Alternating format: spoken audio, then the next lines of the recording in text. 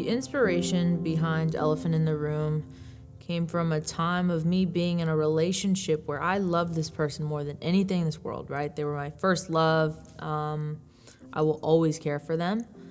But, the title Elephant in the Room, we just had... It got so toxic at one point that I think it was this thing that we were so aware of that we had to talk about, we had to acknowledge, we had to discuss, and yet we didn't want to because we knew as soon as we did, that was the beginning of the end for us. And I think that with a lot of first loves especially, you know that they'll end eventually, and so you almost go into them with this hope that they'll last forever, and yet somewhere in the back of your mind, you know that they won't. I just remember, this person and I would break up and we'd fight for a while and then we'd make up and we'd get back together, and we did that a lot of times. And then eventually, as I got a little bit older and I was getting ready to move across the country to LA, I really had to start facing the music a little bit. And I remember I was just sitting there one day and I was like, wow, this silence is so loud right now. Like, we're just these two people sitting in this room, and we're not the two people anymore who fell in love with each other. We're both older now. We've both got our own ideas about what we want to do with our lives, and things change, and I will never not love that person. But at the same time, the elephant in the room that I had to acknowledge was that it was over. And that's not where I was at anymore, and that's not who I wanted to be with anymore. And it's super sad to think about, but it's part of life, it's part of learning, it's part of growing. I think you learn quite a bit from your first heartbreak that you don't learn in other relationships. There's something about that first one that just sticks with you a little bit differently.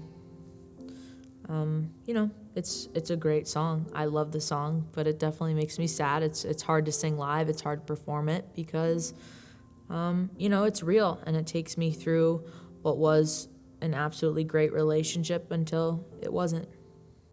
One of my favorite lines, probably off the whole album, not just the song Elephant in the Room, is, "I'd rather be miserable with you than start with someone new."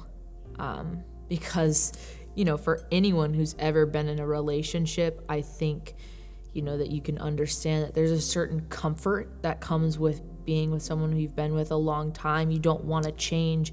You know them, you know each other. There's nothing left to learn. And there's a certain appeal to sort of staying idle and staying in that position. But, you're just lying to yourself. I mean, that's the line. You're miserable, and maybe you'd rather be miserable with this person who you love than someone else, or have to branch out and start over and get to know people. It's scary. I think getting out of a relationship that you've been in for a long time is almost like being born again. Like, you have this totally new identity. You don't have this person anymore who makes up so much of who you were or who you are.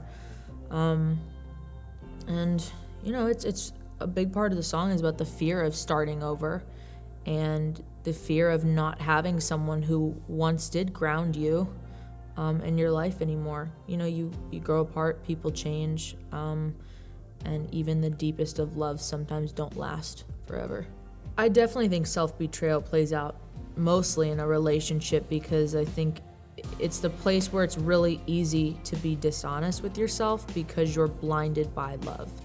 So for me, I couldn't see how bad this person was for me until I was on the outside of it and looking in and saying, wow, there were a lot of things there that weren't right. There were a lot of things there that were very toxic, that were making me sick.